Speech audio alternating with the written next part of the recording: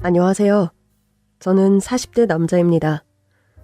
저는 짧지 않은 마음 몇 해를 살아오면서 지옥의 문턱을 넘나드는 고통스러운 삶을 살아왔습니다. 제 인생을 이렇게 절망과 고통으로 처절하게 망가뜨린 주인공은 어떤 한 여자입니다. 여자 때문에 끝없는 나락으로 떨어진 저의 사연을 들어봐 주세요. 저는 대학 때 만난 첫사랑과 결혼을 했습니다. 아내는 한눈에 봐도 후광이 비칠 만큼 화사한 외모에 밝은 성격을 가진 저같이 평범한 놈은 꿈도 못 꿀 미인이었습니다. 오죽하면 제가 결혼할 때 주위에서 모두 저보고 전생에 나라를 구한 정도가 아니라 3대가 덕을 쌓았다고 할 정도였죠. 아내는 저에게 축복이자 행운 그 자체였어요. 그러나 저에게는 늘 풀리지 않는 궁금증이 하나 있었습니다. 길에 나가면 종종 연예인 아니냐고 오해를 받기도 하는 아름다운 아내가 왜 나처럼 별 볼 일 없는 남자와 결혼했을까? 돌이켜보면 이해 안 되는 게 한두 가지가 아니었습니다. 결혼도 처음 만나서 예식장에 들어가기까지 번갯불에 콩 구워 먹듯이 6개월 만에 속전속결로 해치웠으니까요. 아내와는 소개팅으로 만나서 2번 저녁을 먹고 술 한 번 먹은 게 전부였는데요. 그 후에 제가 몇 번을 연락해도 절대 받지 않더니 어느 날 갑자기 아내가 먼저 만나자고 연락이 왔습니다. 2-3번 만나다가 연락이 끊기니까 차였다 생각하고 포기하고 있었는데 한 달 만에 다시 연락이 오니까 정말 반갑더군요. 전 만사 제쳐놓고 약속 장소로 달려갔죠. 그런데 아내가 너무 뜻밖의 이야기를 꺼내는 겁니다. 나 임신했어. 네가 아빠야. 저는 너무 깜짝 놀라 마시던 커피를 뿜을 뻔했습니다. 뭐라고? 아니, 우리가 언제 그럴 만한 일이 있었나? 그러자 갑자기 아내가 눈물을 보이는 겁니다. 한 달 전에 같이 술 마신 그날 정말 기억 안 나? 어떻게 그럴 수가 있어? 무슨 일이 있었는지 기억도 못하는 남자랑 내가 무슨 일을 벌인 건지 모르겠다 진짜. 제가 그날 딱히 술을 많이 마신 것도 아니었는데 분위기에 취한 건지 이상하게 필름이 끊기긴 했어요. 눈을 떠보니 아내의 자취방에 누워있더라고요. 창피해서 인사도 제대로 못하고 황급히 도망친 것 말고는 특별히 기억에 남는 건 없었지만 슬픈 눈망울로 보석 같은 눈물을 흘리는 아내를 차마 외면할 순 없더군요. 그래서 남자답게 그 자리에서 프로포즈를 해버렸죠. 지금 와서 생각해보면 완전히 뭐에 홀렸던 것 같아요. 걱정하지 마. 내가 다 책임질게. 우리 결혼하자. 솔직히 아내처럼 예쁜 여자가 반지 하나 준비 안 된 허술한 프로포즈를 받아줄 리 없을 거라고 생각했는데 아내가 순순히 오케이를 하는 겁니다. 저랑 결혼을 하겠다고요. 그래서 갑자기 일사천리로 결혼이 진행되었죠. 그런데 이번에는 장인어른이 결혼을 반대하고 나서시더군요. 처음 인사드리러 간 자리에서 전 불같은 장인어른 성미 덕분에 거꾸로 매달릴 뻔했습니다. 아버님, 어머님, 저 따님과 결혼하고 싶습니다. 허락해 주십시오. 아직 졸업도 못했다면서 이렇게 결혼을 서두르는 이유가 뭐야? 졸업하고 시골려도 되잖아. 아유, 당신 딸 배불뚝이 신부 만들려면 마음대로 하시오. 하루라도 빨리 해야 드레스라도 입지. 저 배가 점점 불러올 텐데 어떡할 거냐고. 뭐? 배불뚝이 신부? 그게 무슨 말이야? 지금 우리 딸이 임신이라도 했다는 거야? 죄송합니다, 아버님. 너 이놈의 자식. 감히 금지우격 같은 내 외동딸한테 무슨 짓을 한 거야? 이렇게 저를 잡아먹을 듯이 화를 내시던 장인어른도 제가 알바하면서 모아둔 돈 2천만 원을 탈탈 털어서 처가댁 빚을 갚아드리고 나니까 그제야 우리 사위 하면서 절 사위 대접해 주시더군요.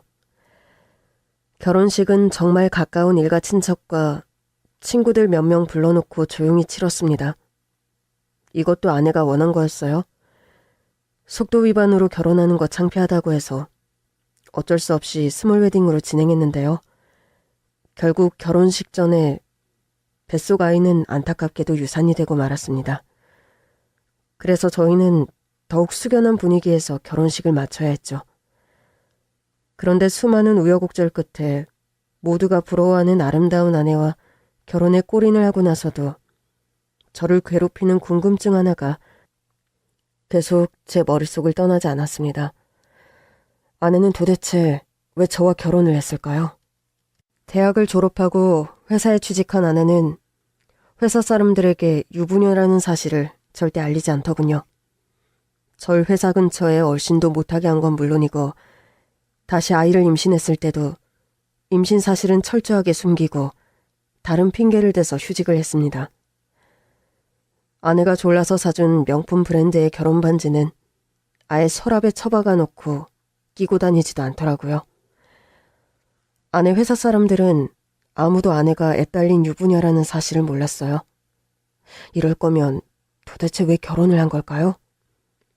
여보, 결혼 반지 말이야. 회사 갈 때 끼고 다니면 안 될까? 갑자기 웬 결혼 반지 타령이야? 난 반지는 거추장스러워서 싫어. 사실 나 당신이 너무 유부녀 티를 안 내니까 좀 불안해. 혹시 누가 채갈까 봐.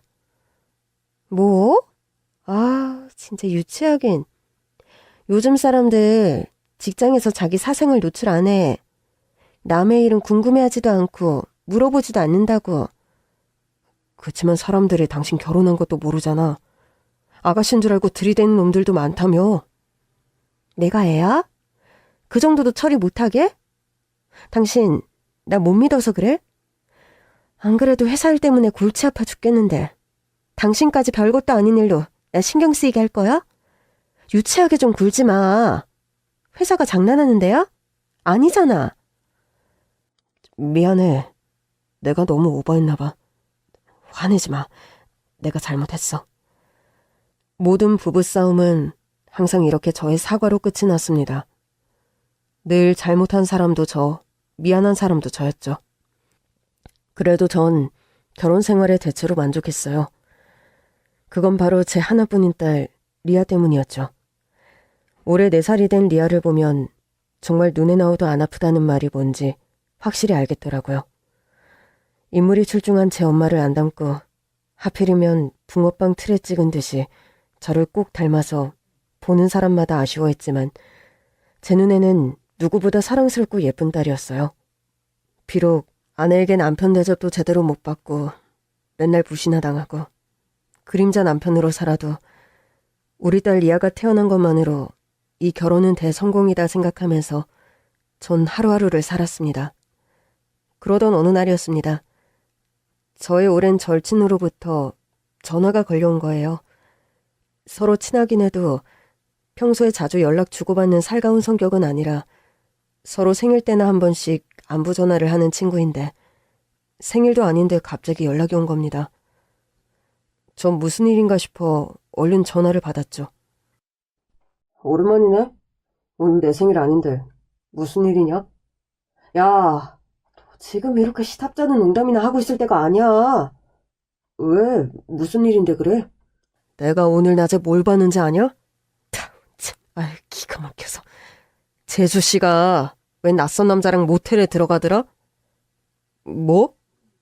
우리 집사람이 모텔에 들어갔다고? 그래. 그러게 내가 뭘 했냐? 예쁜 여자는 인물값 한다고 조심하라고 했지? 애초에 그렇게 여신같이 예쁜 재수씨가 너랑 결혼한다고 할 때부터 이상하다 했더니 결국 이사달이 나네. 에이, 말도 안 돼. 네가 뭘 잘못 봤겠지. 다른 사람하고 착각한 거 아니야? 재수씨 얼굴이 어디 다른 사람이랑 헷갈릴 얼굴이냐? 멀리서도 눈에 확 띄어서 한눈에 알아봤는데. 제 친구는 저보다 더 화가 난 듯 완전 흥분 상태였습니다. 그러더니 제 폰으로 사진을 하나 전송해 주더군요. 사진을 본 저는 피가 차갑게 식는 걸 느꼈습니다. 보통 드라마나 영화에서 보면 아내가 바람 피우는 걸 알게 된 남편들은 불같이 화를 내던데 실제로 당해보니 무서울 정도로 차분해지더군요. 사진 속에는 모르는 남자의 손을 잡고 모텔로 들어서는 제 아내의 모습이 선명하게 찍혀 있었습니다. 손을 꼭 잡고 있는 게 딱 봐도 보통 사이가 아닌 것 같더군요. 전 최대한 감정을 숨기고 티 안 나게 아내를 떠봤죠. 여보, 오늘 외근 있었어? 아니, 오늘 종일 사무실에 있었는데. 왜? 아니, 그냥 누가 당신 닮은 사람 본 것 같다고 해서. 뭐야, 또 어디서 뭔 소리를 듣고 와서 난리야? 내가 외근 나가는 거 봤어? 아내의 말은 명백한 거짓말이었습니다. 아내가 모텔 들어가는 사진에 박힌 오늘 날짜와 시간을 똑똑히 봤거든요. 아내는 바람이 난 게 분명했습니다. 그날 밤 저는 아내가 잠든 틈을 타서 아내의 휴대폰을 열었습니다. 불륜의 증거가 전부 그 휴대폰 안에 다 들어있었어요. 전 휴대폰에서 아내와 상간남이 주고받은 메시지와 통화 내역, 그리고 사진들을 확보했습니다. 남들은 사설 탐정한테 의뢰도 하고 미행도 하고 불륜 증거를 잡기 위해서 돈과 시간을 쏟아붓는다고 하던데 전 맥 빠질 정도로 수월하더군요. 아내는 휴대폰에 고스란히 남겨진 증거들을 지우려는 노력조차 하지 않은 겁니다. 절 얼마나 무시하고 우습게 봤으면 이랬을까 싶어 씁쓸했습니다. 그리고 얼마 후 장인어른의 생신날 대형 사고가 터지고 말았습니다. 전 장인어른과 아내의 불륜 문제를 상의하기 위해서 그동안 제가 모은 증거들을 전부 챙겨갔죠. 마음 같아서는 바로 이혼하고 싶었지만 어린 리아를 엄마 없는 아이로 만들고 싶진 않았어요. 그래도 불륜 사실을 아예 없던 일로 하고 덮어버릴 수는 없어서 장인어른께만 말씀드리고 앞으로 어떻게 하면 좋을지 의논을 하려고 했던 겁니다. 그런데 예약한 식당에 들어서니 너무나 뜻밖의 인물이 장인어른 옆에 앉아있지 뭡니까? 김서방 왔나? 우리 사위 어서 오게. 일 끝나고 바로 오느라 피곤했겠네. 아닙니다, 장인어른. 그런데 이분이 어떻게 여기에? 그 사람은 바로 아내의 불륜 사진 속에서 봤던 상간남이었습니다. 내가 뭘 잘못 본 건가 싶어서 다시 한번 쳐다봤지만 아무리 봐도 틀림없는 상간남이었습니다. 갈아먹어도 시원치 않을 그놈의 얼굴은 수십 번 수백 번을 들여다봐서 이미 머릿속에 각인되어 있었거든요. 미치지 않고서야 상간남이 우리 가족 모임에 왜 나타난 걸까 혼란스럽던 그때 아내가 가증스럽게 거짓말을 꾸며대더군요. 나랑 진짜 친한 친구인데 아빠 생신 축하해드리고 싶다고 해서 같이 온 거야. 반갑습니다. 하태석이라고 합니다. 미정이한테 남편분 얘기 정말 많이 들었습니다. 상간남은 뻔뻔하게도 저에게 악수를 청하더군요. 저를 얼마나 호구로 생각했으면 이따위 짓을 벌였을까요? 정말 분노가 치밀어서 참을 수가 없더군요. 그래서 전 아내와 상간남 둘 다 그 자리에서 끝장을 내버리기로 결정했죠. 하태석 씨, 제 아내랑 정말 많이 친한가 봐요. 둘이 같이 모텔을 드나들 정도면. 모텔 소리에 아내가 기겁을 하더군요. 당신, 그게 무슨 소리야? 모텔이라니 미쳤어? 미친 건 당신이지. 여기가 어디라고 저놈을 데려와? 왜? 나랑 이혼하고 저놈이랑 새로 결혼이라도 하게? 그래서 장인 장모님한테 허락이라도 받으려고 데려온 거야? 아니면 내가 얼마나 호구인지 보여주려고 데려온 건가? 장인어른도 제 말을 듣고는 뒤로 넘어갈 듯 놀라서 난리가 났습니다. 아니 이게 무슨 소리야? 너랑 이놈이랑 모텔에 드나든다는 거야? 예, 맞습니다.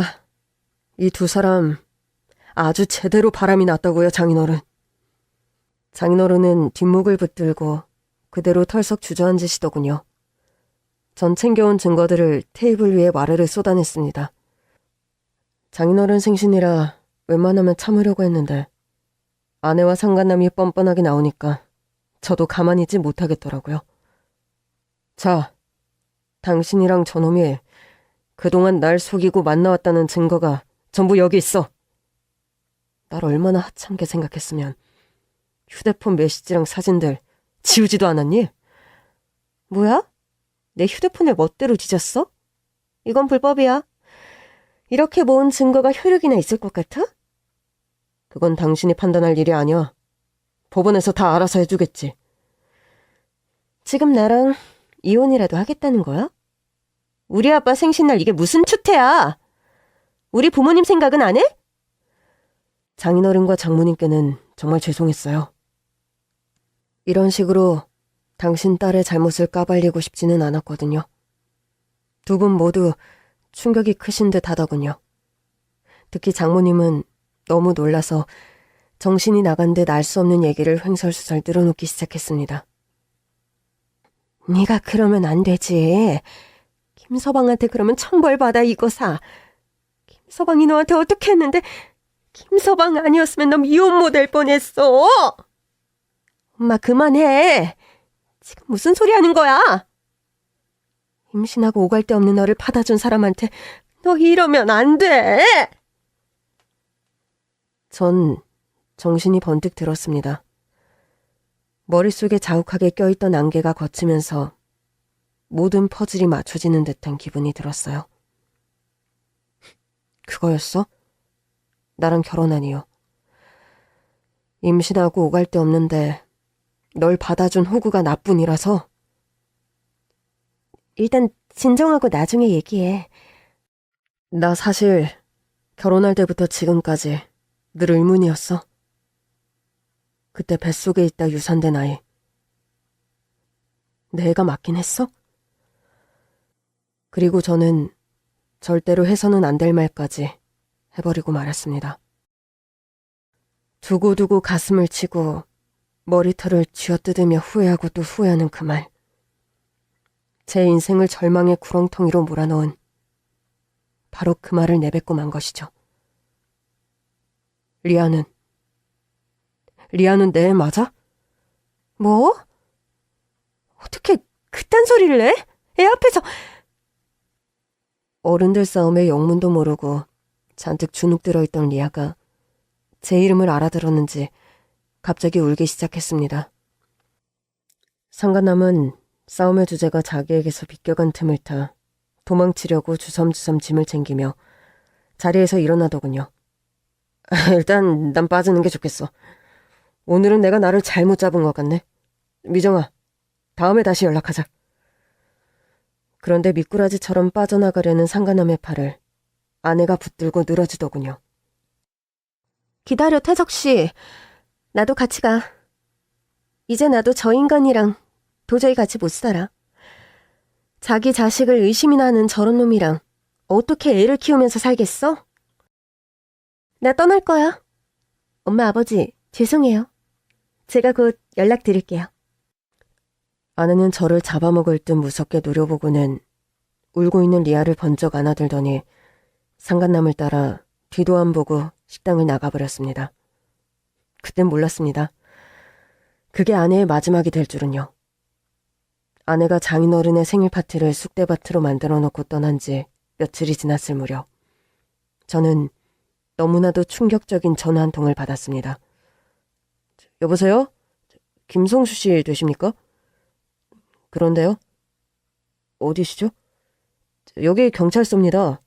확인할 게 있어서 연락드렸어요. 네?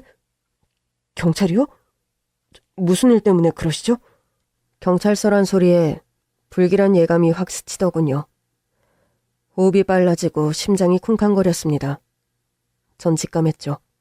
아, 아내에게 뭔 일이 났구나. 그리고 슬픈 예감은 틀리지 않았습니다. 정미정 씨 아시죠? 관계가 어떻게 되십니까? 저희 집사람인데요. 아내한테 무슨 일이 생긴 겁니까? 교통사고로 사망하셨습니다. 오셔서 신원 확인을 좀 해주셔야겠습니다.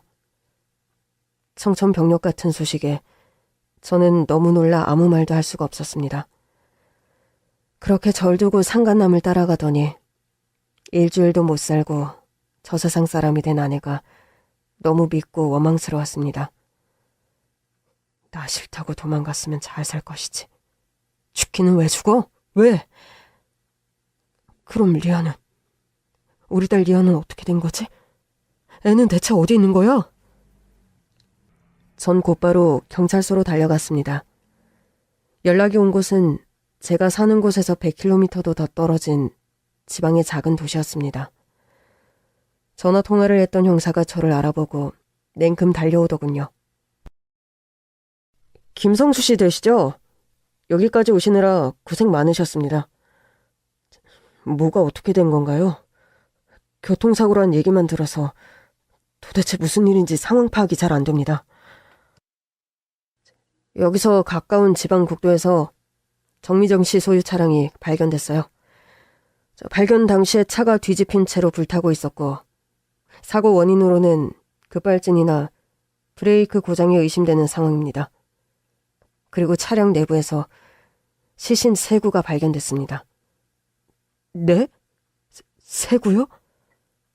사고 난 차에 3사람이 함께 타고 있었다는 말인가요?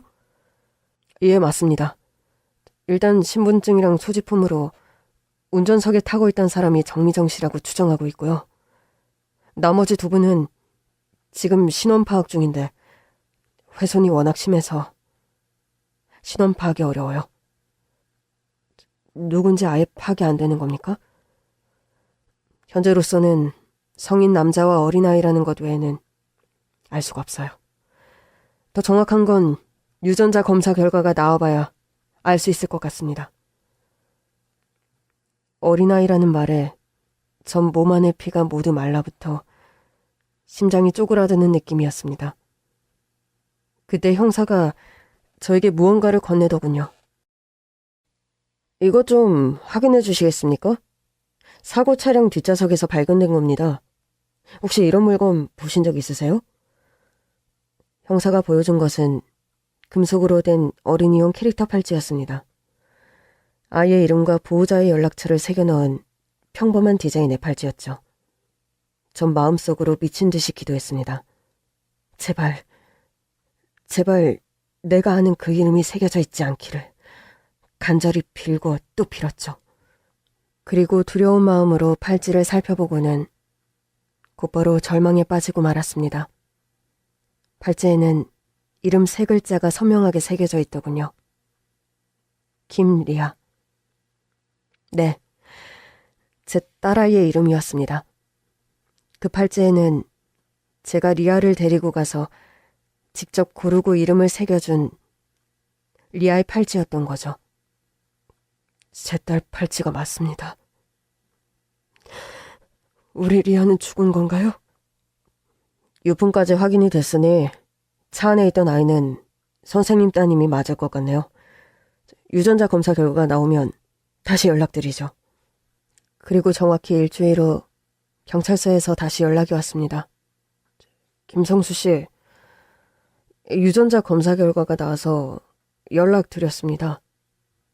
네. 어떻게 됐나요? 그런데 결과가 좀 이상하게 나와서요. 이상하다니요? 뭐가 이상하다는 거죠? 이런 말씀 드리게 돼서 유감입니다만 친자 불일치라고 나와서요. 네? 제 딸이 아니라는 말씀이세요? 근데 섣불리 단정 지을 수가 없는 게 국가수 쪽에서는 아이의 유전자 샘플이 워낙 많이 훼손돼 있어서 잘못된 결과가 나올 수도 있다고 하더라고요. 그래서 저희가 재검까지 의뢰했는데 재검에서는 판정 불가로 나왔어요.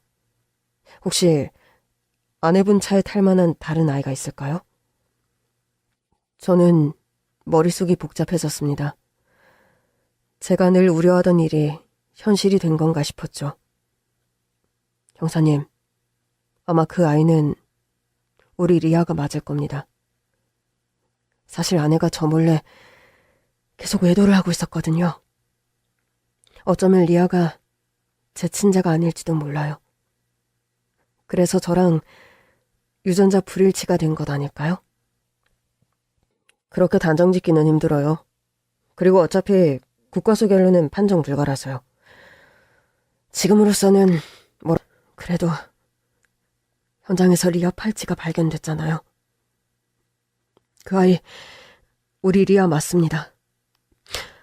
불쌍한 리아. 아빠가 미안해. 솔직히 아내가 세상을 떠난 건 어쩔 수 없는 일이라 생각하고 받아들일 수 있었어요. 아내의 사고는 정말 안타까운 불행이지만 본인이 저지른 일이니 제가 뭐 어쩌겠어요. 게다가 저 싫다고 상간남이랑 도망가다 그리 된 거잖아요. 하지만 우리 리아는 가여워서 견딜 수가 없었어요. 4살밖에 안 된 어린 것이 부모 잘못 만나 비참하게 생을 마감하다니. 말 그대로 단장의 슬픔이라는 것이 뭔지 알겠더군요. 창자가 끊어질 듯한 고통 속에서 전 아내와 딸아이의 장례를 치렀습니다. 그런데 장례가 끝나고 장인어른과 장모님이 저한테 너무 모진 말씀을 하시는 겁니다. 김서방, 리아랑 유전자 검사 결과가 불일치로 나왔다지? 그럼 리아가 자네 딸이 아니라는 얘기잖아. 자네한테 뭐라고 사과해야 할지 모르겠... 장인어른, 리아가 제 딸이 아니라니요. 그런 말씀 마세요. 유전자 검사 결과는 친자 불일치가 아니라 판정 불가로 나왔습니다. 그리고 유전자 검사 결과랑 상관없이 리아는 제 딸이에요. 누가 뭐래도 하나뿐인 제 딸이라고요. 제가 사랑으로 길렀으니까 유전자는 아무래도 상관없습니다. 그래도 이제 장례까지 다 치렀으니까 자네는 인간으로 살 도리는 충분히 했어. 앞으로 리아랑 리아임이랑 안 좋았던 기억은 싹 잊고 새 출발하게. 장모님도 참... 저 세상 먼저 간 자식을 싹 잊고 잘 사는 부모가 이 세상에 어디 있을까요? 장모님도 미정이 못 잊으시잖아요. 우리야 자식 잘못 키운 죄값을 받는다지만 아무 잘못도 없는 자네는 무슨 죄야. 김서방은 우리 딸이랑 같이 산 시간들 싹 다 잊고 행복하게 살아야지. 행복이요? 제가 과연 행복해질 수 있을까요? 장모님, 전 하루에도 몇 번씩 그날 일이 떠올라요. 장인어른 생신날, 비정이가 리아를 안고 나가버린 그 순간이요. 제가 그때 괜한 말을 해서 리아가 울었잖아요. 응? 그때 자네가 뭐라고 했는데 그때 워낙 정신이 없어서 기억도 잘 안 나. 리아가 진짜 제 딸 맞냐고. 제가 그렇게 심한 말을 했습니다. 그 말 듣고 미정이가 화내면서 리아를 안고 나가버린 거고요. 그때 제가 그 얘기만 안 했어도 집사람이 리아를 그렇게 데리고 나가지는 않았을 텐데 이 모든 게 다 제 잘못인 것 같아서 정말 미치겠습니다. 아니 그게 왜 자네 잘못이야? 그런 생각 말어. 아니에요. 제가 잘했으면 비정이가 한눈 팔 일도 없었을 텐데 우리 리아도 이렇게 먼저 가지도 않았을 텐데 다 제가 못난 탓이에요. 죄송합니다. 아니야. 자네 잘못 아니야. 가여운 사람을 어찌할꼬. 저는 그날 장모님과 장인어른을 끌어안고 한참 동안 울음을 쏟아냈습니다. 그런데 아무리 울음을 토해내도 제 안의 슬픔과 죄책감은 사라지지 않더군요. 아내와 딸아이가 함께 살던 집에는 도저히 들어갈 수가 없어서 집을 정리하고 모만한 우일 정도의 작은 원룸을 하나 얻었습니다. 그리고 아무것도 하지 않고 그저 죽은 사람처럼 누운 채로 계속 아내가 아이를 안고 나가던 과거의 그 순간만 떠올리고 또 떠올렸죠. 할 수만 있다면 과거로 돌아가 리아가 내 딸 맞냐고 다그치던 제 입을 틀어막고 싶었습니다. 전 과거의 시간에 갇혀서 후회와 자책으로 매일매일을 고통 속에 흘려보냈습니다. 저는 원래 경호학과를 나와서 큰 회사 건물의 보안요원으로 일하고 있었는데요. 하루 이틀 병가를 내고 회사를 쉬다가 결국은 사표를 내고 말았습니다. 몸을 일으키는 것도 밥을 삼키는 것도 힘든데 출근을 하는 건 불가능했죠. 저는 그저 좁은 원룸 방구석에 누워서 끊임없이 과거를 떠올리며 괴로워하다가 안주도 없는 깡소주를 들이킨 다음 잠에 빠졌고 깨어나면 다시 과거를 떠올리기를 반복했죠. 아무 의욕도 희망도 없는 삶을 계속하다 보니 결국 저는 폐인이 되어 있더군요. 그렇게 완전히 망가진 채로 10년의 세월을 보낸 어느 날이었습니다. 여느 때처럼 술에 취해 잠이 들었다가 전 소스라치게 놀라며 눈을 떴습니다. 항상 술에 찌들어서 잠들었기 때문에 꿈을 꿔본 지가 언제인지 기억조차 없던 저인데 그날따라 꿈 내용이 생생하게 기억난 겁니다. 꿈속에서 저는 양복을 말끔히 차려입은 깨끗한 모습이었습니다. 거울 앞에서 옷매무새를 만지고 있었는데 오랜만에 보는 깔끔한 모습이 너무 낯설어서 꿈속의 제가 아닌 것 같더군요. 그때 하얀 옷을 입은 웬 여자가 나타난 겁니다.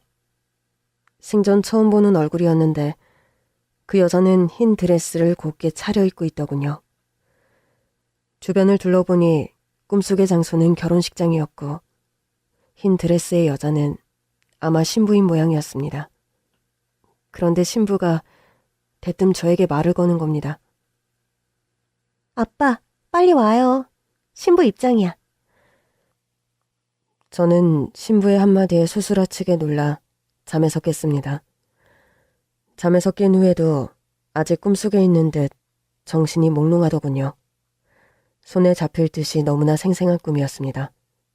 그 여자가 아빠하고 부르는 소리가 선명하게 남아 귓가를 맴돌았습니다. 리아야, 우리 리아가 틀림없어. 전 미친 사람처럼 방구석에 아무렇게나 쌓아둔 상자 더미를 뒤지기 시작했습니다. 그리고 예전의 물건들을 모아둔 상자 속에서 그것을 찾아냈습니다. 바로 사고 차량에서 발견된 리아의 팔찌였죠. 저는 딸아이가 마지막으로 남긴 팔찌를 붙들고 한참을 울었습니다. 제가 절망 속에서 엉망으로 사는 모습을 보고 리아가 절 걱정해서 찾아와 준 걸까요? 꿈속에서나마 죽을 만큼 그립던 딸을 만난 저는 불현듯 정신이 번쩍 들었습니다. 아빠가 오죽 못났으면 우리 리아가 하늘에서 아빠 걱정을 많이 했구나. 그래서 아빠 정신 차리라고 꿈에 찾아온 거구나. 못난 아빠라 미안해, 리아야. 이제는 아빠가 너 걱정 안 하도록 제대로 살게. 저는 우선 술에 찌든 지저분한 몸을 깨끗이 씻고 방 청소도 했습니다. 이발소에 가서 덥수룩하게 제멋대로 자랐던 머리도 깔끔하게 다듬었죠. 그리고 어제와는 확연히 다른 바람과 햇살을 맞으며 굳게 결심했습니다. 리아의 이름을 걸고 리아의 목까지 열심히 살겠다고요. 그 길로 전 술을 끊고 예전에 보안요원으로 일했던 경력을 살려 한 백화점의 보안팀에 취직도 했습니다. 저의 업무는 1층 정문 보안 담당이었죠. 원래 하던 일이라 큰 어려움 없이 업무에 적응했습니다. 10년 동안 깊은 절망 속에 갇혀 살았던 저는 얼마 지나지 않아 백화점을 찾는 고객들을 응대하는 일도 같이 일하는 동료들과 어울리는 일도 어려움 없이 잘 해내면서 제법 제대로 된 삶을 살게 되었습니다. 이 모든 것이 리아가 되찾아준 제2의 삶이라고 생각하니 하루하루가 소중하지 않은 날이 없더군요. 양복 안주머니에 항상 리아의 팔찌를 품고 리아를 떠올리며 열심히 살았죠. 그러던 어느 날 제 인생을 송두리째 뒤흔들어 놓은 엄청난 일이 벌어지고 말았습니다. 그날도 여느 때와 같이 백화점 정문 앞에서 근무를 서고 있었는데요. 눈앞에 제 딸과 똑같이 생긴 아이가 걸어오는 겁니다. 리아야, 너 리아 아니니? 저는 다짜고짜 그 아이를 잡아 세웠습니다. 그리고 그 애를 와락 품에 안고 펑펑 울어버렸습니다. 전 진짜로 죽은 우리 리아가 10년의 세월을 건너서 살아 돌아왔다고 생각했어요. 그 아이는 정말 이목구비는 물론이고 풍기는 분위기까지 제 딸 리아를 고스란히 닮았더군요. 리아야, 우리 리아 맞지? 살아있었구나. 아빠야, 아빠 여기 있어. 그런데 갑자기 제 눈앞에 불꽃이 번쩍하더니 저는 저만치 멀리 나가 떨어지고 말았습니다. 정신을 차리고 고개를 들어보니까 비명을 지르는 여자아이의 엄마와 화가 나서 씩씩대는 아이 아빠가 제 앞에 있더군요. 그 아이의 아빠가 제 뺨을 때린 것이었어요. 당신 뭐야? 미쳤어? 남의 딸 끌어안고 지금 뭐 하는 거야? 누가 신고 좀 해주세요. 우리 아이한테 몹쓸 짓을 하려고 했어요. 여자아이의 부모는 아주 난리가 났습니다. 난데없이 모르는 남자가 자기 딸을 끌어안았으니 놀랄만도 했겠죠. 한바탕 소동에 보안팀 동료들이 달려왔습니다. 동료들이 눈물범벅이 돼서 쓰러진 저를 직원 휴게실로 옮길 동안 보안팀장은 여자아이 부모에게 코가 땅에 닿을 정도로 깊이 머리 숙여 빌고 또 빌더군요. 잠시 후 보안팀장이 직원 휴게실로 왔습니다. 이게 대체 무슨 일이야? 어떻게 이렇게 큰일을 벌여? 지금 그쪽 부모가 고소하겠다고 난리가 났다고? 죄송합니다. 이유 없이 이런 일 벌일 사람은 아닌데. 왜 그런 건지 이유나 들어보세. 대체 뭐야? 사실 저한테 딸이 하나 있었는데 10년 전에 차 사고로 죽었습니다. 근데 제 딸아이랑 아까 그 아이가 너무 똑같이 생겨서 저도 모르게 그만. 죄송합니다. 전 정말 제 딸이 살아 돌아온 줄 알았어요. 죽은 사람이 살아 돌아왔다고 생각할 정도로 그렇게 닮은 사람이 있을 수 있나?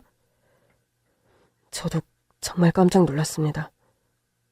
그렇다면 혹시 자네 딸 쌍둥이 아니야? 쌍둥이요? 그럴 리 없어요. 그 애 태어날 때 분만실에 제가 같이 있었는걸요. 차라리 쌍둥이였다면 좋았겠네요. 하나를 잃어도 하나는 남아있었을 테니까요. 자네 사연은 정말 안타까운데 그 아이나 아이 부모도 많이 놀랐어. 자네가 그분들한테 크게 실수한 거야.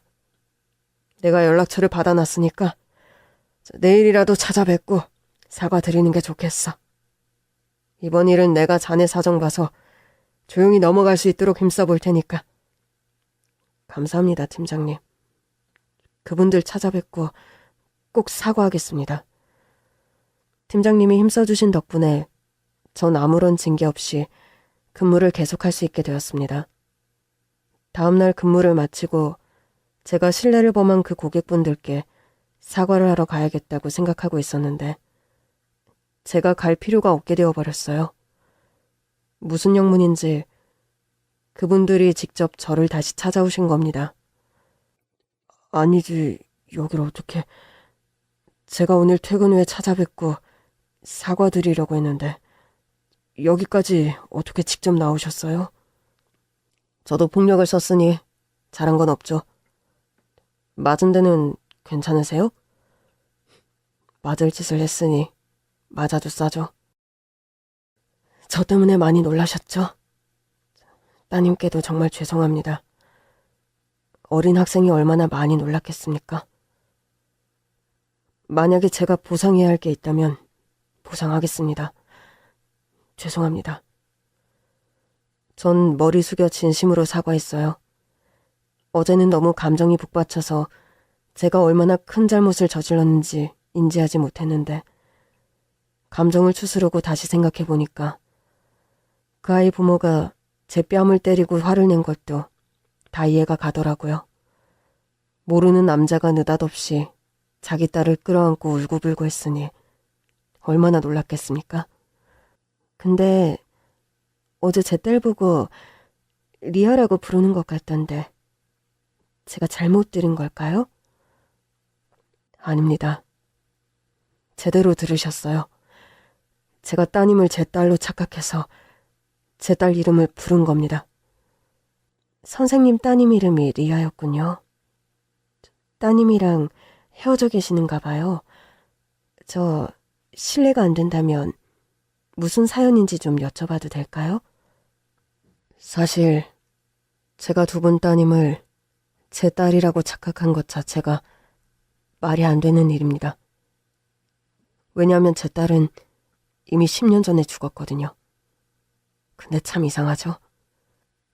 어제 처음 본 따님 얼굴이 죽은 제 딸 얼굴이랑 너무 닮았어요. 제가 기억하는 건 우리 딸 3살 때 얼굴인데 얼굴이 그대로 있더라고요. 제 딸이 죽지 않고 그대로 컸다면 딱 따님처럼 컸을 것 같군요. 눈웃음이며 콧등의 점, 그리고 눈 밑에 흉터 위치도 똑같았어요. 제가 어릴 때 자전거 태우다 넘어져서 같은 위치에 흉터가 있었거든요. 우리 아이랑 너무 닮았다 보니 저도 모르게 그런 실례를 저지르고 말았네요. 죄송합니다. 근데 혹시나 해서 여쭤보는 건데요. 제 얘기 듣고 너무 불쾌하게 생각하지는 마시고요. 혹시 따님이 쌍둥이는 아니죠? 그럴 리 없다는 걸 뻔히 알면서도 저는 부부에게 조심스럽게 물었습니다. 근데 제 말을 듣고 그 부부의 표정이 어두워지면서 점점 굳어지는 겁니다.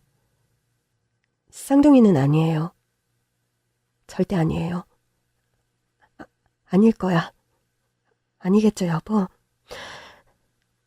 그러더니 그 아이 엄마가 남편을 붙들고 울기 시작하는 겁니다. 지푸라기라도 붙잡는 심정으로 그냥 던져본 질문에 아이 엄마가 당황하며 눈물을 쏟는 걸 보고 전 직감했죠.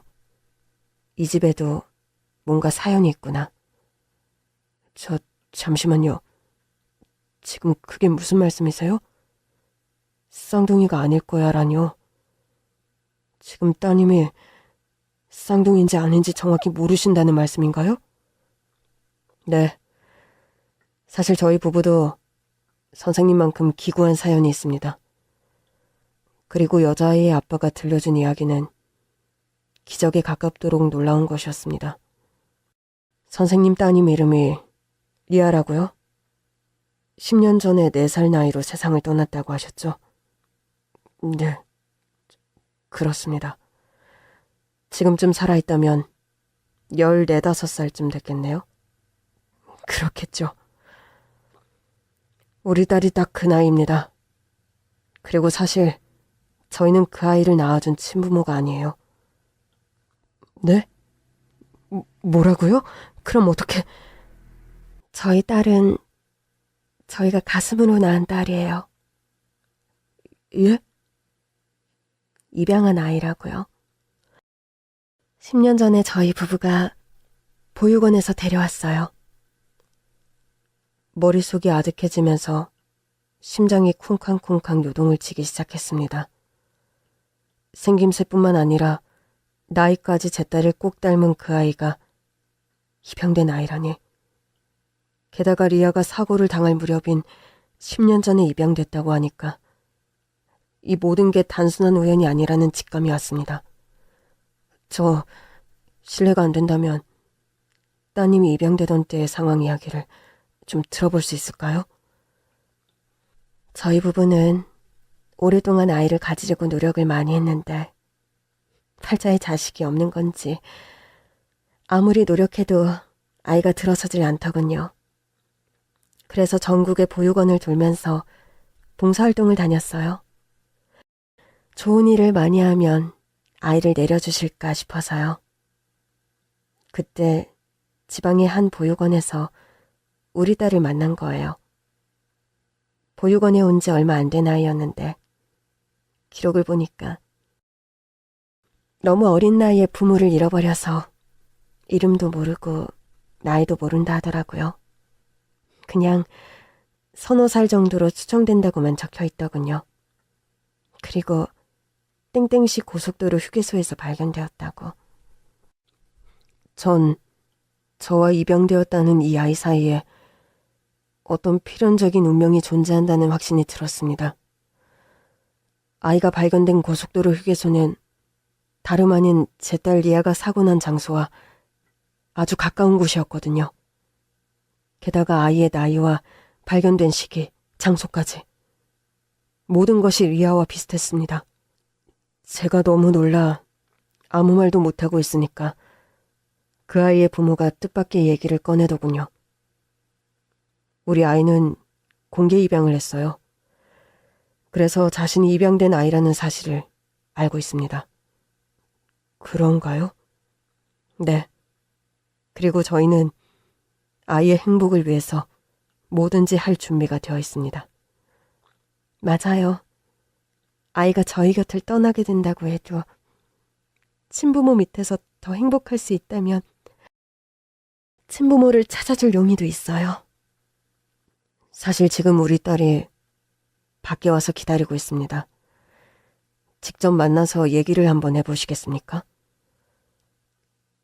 잠시 후 부부의 딸이 모습을 드러냈습니다. 전 아이를 눈앞에서 찬찬히 뜯어봤는데요. 볼수록 리아를 꼭 닮았더군요. 이 아이는 리아라는 생각밖에는 들지 않았습니다. 지난번에는 놀라게 해서 미안하다. 많이 무서웠지? 갑자기 그러셔서 깜짝 놀라긴 했지만 무섭지는 않았어요. 혹시 괜찮다면 고아원에 오기 전에 생각나는 게 있는지 얘기해 줄 수 있니? 글쎄요. 너무 어렸을 때라 자세하게 생각나는 건 없어요. 근데 딱 한 가지 떠오르는 게 있는데요. 엄마랑 차를 타고 어디를 가고 있었는데 엄마가 갑자기 차에서 내리라고 했어요. 그러더니 저를 두고 그냥 가버렸어요. 거기가 제가 발견된 고속도로 휴게소였나 봐요. 전 양복 안주머니에서 팔찌를 꺼냈습니다. 제가 다시 제대로 살기로 결심한 이후에 항상 가슴에 품고 다녔던 리아의 유품이었죠. 혹시 이 팔찌 기억나니? 아이는 눈을 동그랗게 뜨고 한참 동안 팔찌를 들여다보더니 감격스러운 듯이 말을 꺼내더군요. 이거 기억나요. 어릴 때 좋아했던 팔찌 같아요. 이걸 차고 있었던 기억이 나요. 저는 아이의 얘기를 더 이상 들을 새도 없이 그냥 그 아이를 와락 끌어안았습니다. 이에는 의심할 여지가 없이 제 딸 리아였어요. 리아구나. 너 정말 우리 리아 맞구나. 리아가 살아있었어. 내 딸 리아가 살아 돌아왔구나. 하느님 부처님 감사합니다. 제 딸을 돌려주셔서 감사합니다. 네 엄마가 고속도로 휴게소에 널 버리고 가는 바람에 네가 산 거야. 엄마가 널 버려서 네가 사고를 피한 거라고. 무사해서 다행이다. 정말 다행이야 우리 딸. 이렇게 잘 컸구나. 아주 감사합니다. 제 딸을 입양해서 이렇게 잘 키워주셔서 정말 감사합니다.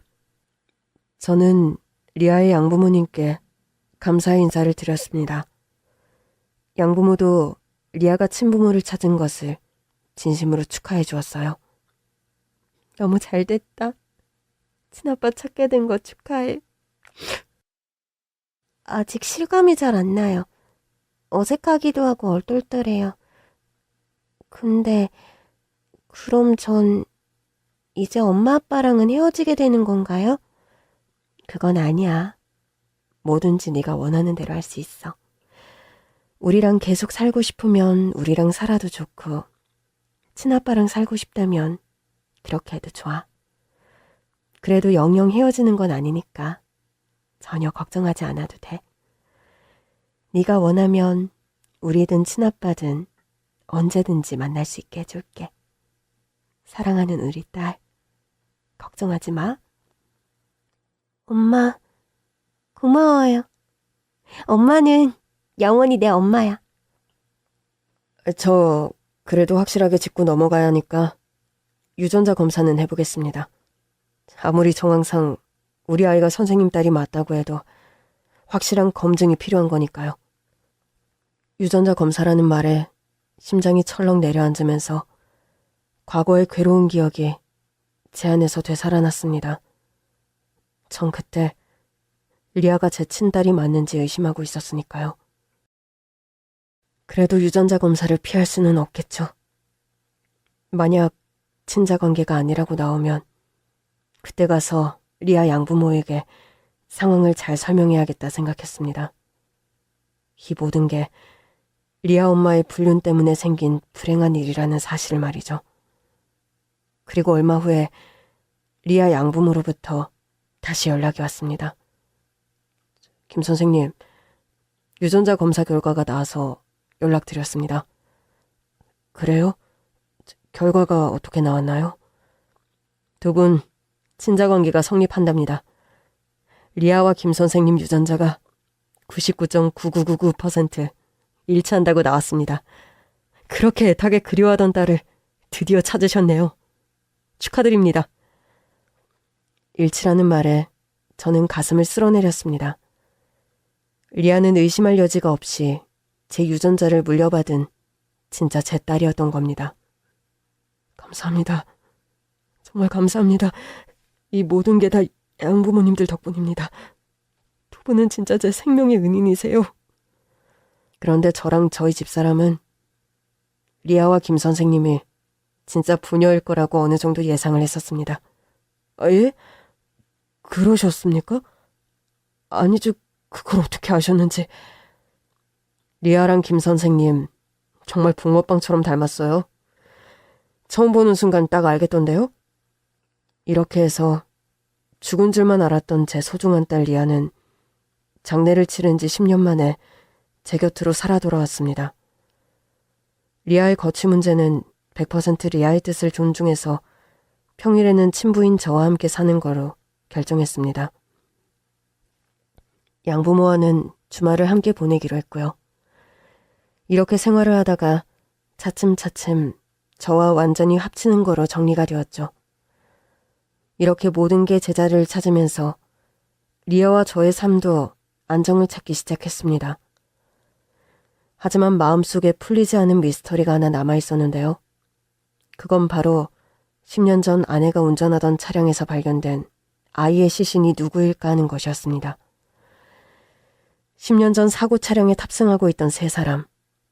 제 아내와 상간남의 신원은 밝혀졌지만 작은 여자아이라는 것 외에 별다른 것이 밝혀지지 않았던 그 아이는 대체 누구였을까요?